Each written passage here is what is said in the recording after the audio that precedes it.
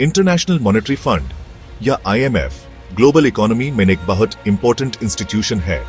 यह financial stability maintain करने और इकोनॉमिक ग्रोथ को बढ़ावा देने में एक विटल रोल निभाता है। IMF एक ऐसी ऑर्गेनाइजेशन है जिसका एक रिच हिस्ट्री है, जो इंटरनेशनल कोऑपरेशन के प्रिंसिपल्स पे बेस्ड है। आज की इंटरकनेक्टेड वर्ल्ड में इसका मिशन पहले से कहीं मोस्ट रेलेवेंट है। IMF फाइनेंशियल क्राइसिस को रोकने और उन्हें सॉल्व करने के लिए काम करता है। यह इकोनॉमिक डिफिकल्टीज फेस कर रहे कंट्रीज को फाइनेंशियल असिस्टेंस प्रोवाइड करता है। IMF अपने मेंबर कंट्रीज को टेक्निकल एक्सपर्टीज और एडवाइस भी गिव्स है।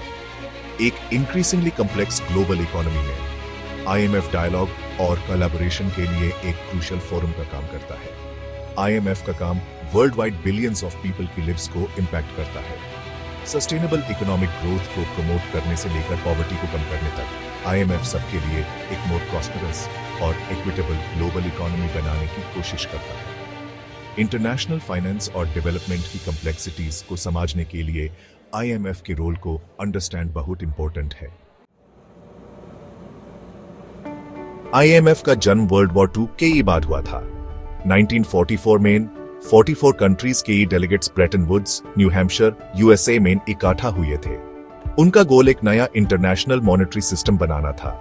वो फर्स्ट वर्ल्ड वॉर के बाद आने वाले इकोनॉमिक टर्मोइल को दोबारा होने से रोकना चाहते थे। IMF इस हिस्टोरिक कॉन्फ्रेंस से निकालने वाली की इंस्टीट्यूशंस में से एक थी। IMF का इनिशियल मैंडेट ब्रेटन वुड्स में एस्टैब्लिश किए गए फिक्स्ड एक्सचेंज रेट सिस्टम की देखभाल करना था। इस सिस्टम के अंडर करेंसीज US डॉलर से पेगेड थी, जो कि खुद गोल्ड में कन्वर्टेबल थी। IMF balance of payments difficulties face कर रहे कंट्रीज को शॉर्ट टर्म लोन्स प्रोवाइड करता था। इस सिस्टम का एम एक्सचेंज रेट्स को स्टेबलाइज करना और इंटरनेशनल ट्रेड को फैसिलिटेट करना था। लेकिन ब्रेटन वुड्स सिस्टम 1970s के शुरू में कोलैप्स हो गया। इससे IMF के रोल में एक शिफ्ट आया। IMF ने चेंजिंग ग्लोबल लैंडस्केप के हिसाब से खुद को अडॉप्ट किया। इसने अपने मैंडेट को एक्सपैंड करके इकोनॉमिक इश्यूज की एक ब्रॉडर रेंज को शामिल किया। इनमें इकोनॉमिक ग्रोथ को प्रमोट करना, पॉवर्टी को कम करना और फाइनेंशियल स्टेबिलिटी को फॉस्टर करना शामिल था। IMF के हेडक्वार्टर्स वॉशिंगटन DC, USA में है। इसका एक ट्रूली ग्लोबल रीच है। IMF की 190 मेंबर कंट्रीज हैं। ये कंट्रीज ऑलमोस्ट इंटायर वर्ल्ड की पॉपुलेशन को रिप्रेजेंट करते हैं। हर मेंबर कंट्री IMF में फाइनेंशियली कंट्रीब्यूट करता है। उनका ऑर्गेनाइजेशन की पॉलिसीज और डिसीजन मेकिंग में भी सही होता है। इंडिया IMF का एक फाउंडिंग मेंबर है। इसने ऑर्गेनाइजेशन के अर्ली इयर्स में एक सिग्निफिकेंट रोल निभाया था। इंडिया IMF के अंडर डेवलपिंग कंट्रीज की नीड्स के लिए कंसिस्टेंटली एक स्ट्रॉन्ग एडवोकेट रहा है। जैसे जैसे इंडिया की इकोनॉमी बड़ी हुई है, वैसे वैसे IMF में उसका इन्फ्लुएंस भी बढ़ा है। इंडिया अब IMF के लार्जेस्ट शेयर होल्डर्स में से एक है। IMF में इंडिया का रिप्रेजेंटेशन क्रूशियल है। यह इंश्योर करता है कि डेवलपिंग कंट्रीज के पर्सपेक्टिव्स और कंसर्न्स सुनी जाएं। IMF में इंडिया की एक्टिव पार्टिसिपेशन ऑर्गेनाइजेशन के एजेंडा को शेप करने में मदद करती है। यह इंश्योर करती है कि IMF ग्लोबल इकोनॉमी की इवॉल्विंग नीड्स के लिए रेलेवेंट और रिस्पॉन्सिव बना रहे। IMF के ओवरआर्चिंग गोल ग्लोबल मॉनेटरी कोऑपरेशन को फॉस्टर करना है। इसका एम एक स्टेबल इंटरनेशनल फाइनेंशियल सिस्टम बनाना है। IMF इन ऑब्जेक्टिव्स को अचीव करने के लिए कई बेस से काम करता है। इनमें इकोनॉमिक सर्वेलेंस, लेंडिंग और कैपेसिटी डेवलपमेंट शामिल है। इकोनॉमिक स्टेबिलिटी IMF की मिशन का एक कॉर्नरस्टोन है। IMF फाइनेंशियल क्राइसिस को रोकने और उन्हें सॉल्व करने की कोशिश करता है। यह अपने मेंबर कंट्रीज को पॉलिसी एडवाइस प्रोवाइड करता है। IMF साउंड इकोनॉमिक पॉलिसीज को प्रमोट करता है जो सस्टेनेबल ग्रोथ को सपोर्ट करते हैं और पॉवर्टी को कम करते हैं। इंटरनेशनल मॉनेटरी कोऑपरेशन IMF का एक और की पिलर है। IMF अपनी मेंबर कंट्रीज के बीच डायलॉग और कोलैबोरेशन के लिए एक फोरम प्रोवाइड करता है। यह इकोनॉमिक पॉलिसीज को कोऑर्डिनेट करने और शेयर्ड चैलेंजेस को एड्रेस करने में मदद करता है। इकोनॉमिक अनसर्टेनिटी या क्राइसिस की टाइम IMF का कोऑपरेशन को फॉस्टर करने में रोल स्पेशली इंपॉर्टेंट होता है। सेक्शन 5 IMF का टूलकिट सर्वेलेंस, लेंडिंग और कैपेसिटी डेवलपमेंट। IMF अपनी ऑब्जेक्टिव्स को अचीव करने के लिए कई टूल्स का यूज करता है। इकोनॉमिक सर्वेलेंस आईएमएफ का एक कोर फंक्शन है। आईएमएफ अपने मेंबर कंट्रीज की इकोनॉमिक और फाइनेंशियल पॉलिसीज की मॉनिटरिंग करता है। यह उनके पोटेंशियल रिस्क्स और वल्नरेबिलिटीज का असेसमेंट करता है। आईएमएफ अपनी असेसमेंट्स के आधार पर पॉलिसी एडवाइस गिव्स है। लेंडिंग आईएमएफ के काम का एक और क्रूशियल एस्पेक्ट है। IMF balance of payments difficulties face कर रहे मेंबर कंट्रीज को फाइनेंशियल असिस्टेंस प्रोवाइड करता है। इन लोन्स की 7 कंडीशंस आती हैं। यह कंडीशंस इकोनॉमिक प्रॉब्लम्स के अंडरलाइंग कॉजेस को एड्रेस करने के लिए डिजाइन की गई हैं। एम ये इंश्योर करना है कि कंट्री लोन चुका सके और लास्टिंग इकोनॉमिक स्टेबिलिटी अचीव कर सके। कैपेसिटी डेवलपमेंट आईएमएफ के काम का एक इंक्रीजिंगली इंपॉर्टेंट पार्ट है। आईएमएफ अपने मेंबर कंट्रीज को टेक्निकल असिस्टेंस और ट्रेनिंग प्रोवाइड करता है। इससे कंट्रीज को अपने इंस्टीट्यूशंस को स्ट्रेंथन करने और अपने इकोनॉमिक मैनेजमेंट को इंप्रूव करने में मदद मिलती है। आईएमएफ के कैपेसिटी डेवलपमेंट एफर्ट्स का एम कंट्रीज की एबिलिटी को एनहांस करना है ताकि वो साउंड इकोनॉमिक पॉलिसीज को इंप्लीमेंट कर सकें और सस्टेनेबल ग्रोथ अचीव कर सकें। सेक्शन 6 क्राइसिस के टाइम एक लाइफलाइन आईएमएफ की फाइनेंशियल असिस्टेंस फैसिलिटीज। आईएमएफ अपनी मेंबर कंट्रीज को कई टाइप्स की फाइनेंशियल असिस्टेंस फैसिलिटीज ऑफर्स करता है। यह फैसिलिटीज अलग अलग टाइप्स की इकोनॉमिक चैलेंजेस फेस कर रहे कंट्रीज की स्पेसिफिक नीड्स को मीट करने के लिए टेलर्ड हैं। स्टैंड बाय अरेंजमेंट या एसबीए आईएमएफ के सबसे मोस्ट यूज होने वाले लेंडिंग इंस्ट्रूमेंट्स में से एक है।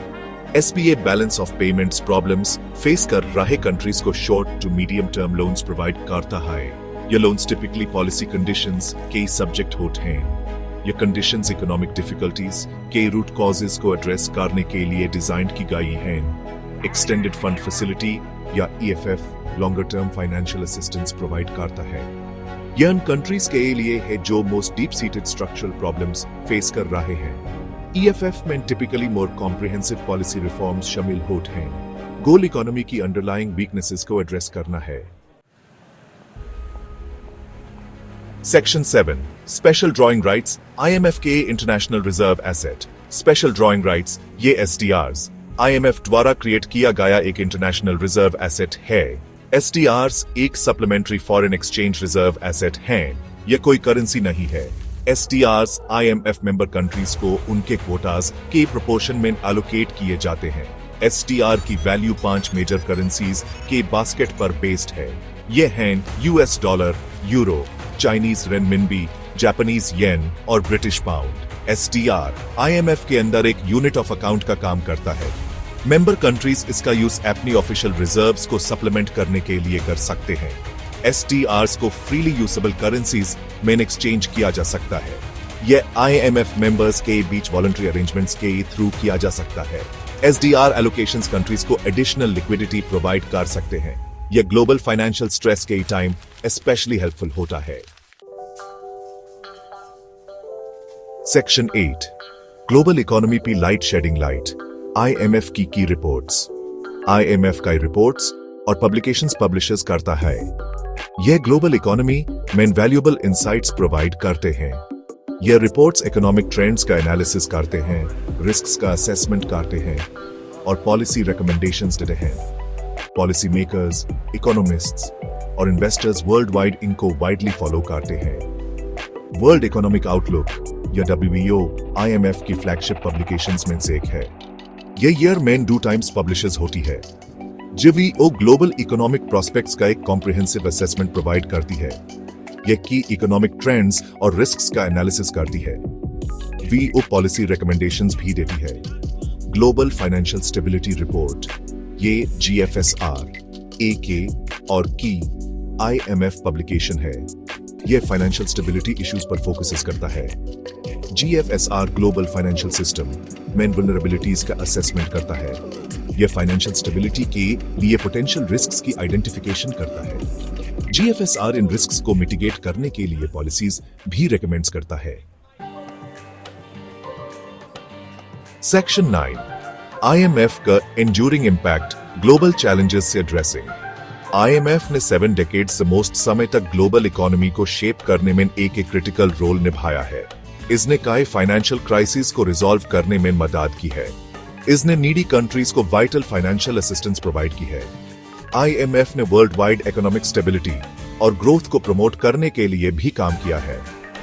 चेंजिंग ग्लोबल चैलेंजेस के रिस्पॉन्स में IMF का रोल समय के साथ इवॉल्व हुआ है। IMF ने ग्लोबल इकोनॉमी की बढ़ते इंटरकनेक्टेडनेस के हिसाब से खुद को अडॉप्ट किया है। इसने क्लाइमेट चेंज और इनइक्वालिटी जैसे नए इश्यूज को एड्रेस करने के लिए अपने मैंडेट को एक्सपैंड किया है। IMF को ऑनगोइंग क्रिटिसिज्म और चैलेंजेस का सामना करना पड़ता है। कुछ लोग आर्ग्यू करते हैं कि IMF की पॉलिसी कंडीशंस बहुत स्ट्रिंजेंट हैं। उनके एडवर्स सोशल कॉन्सिक्वेंसेस हो सकते हैं। दूसरे लोग IMF के गवर्नेंस स्ट्रक्चर की क्रिटिसिज्म करते हैं। वो डेवलपिंग कंट्रीज के ग्रेटर रिप्रेजेंटेशन की डिमांड करते हैं। इन चैलेंजेस के डिस्पाइट IMF ग्लोबल इकोनॉमी में एक वाइटल इंस्टीट्यूशन बना हुआ है। यह फाइनेंशियल स्टेबिलिटी, इकोनॉमिक ग्रोथ और इंटरनेशनल कोऑपरेशन को प्रमोट करने में एक एसेंशियल रोल निभाता है।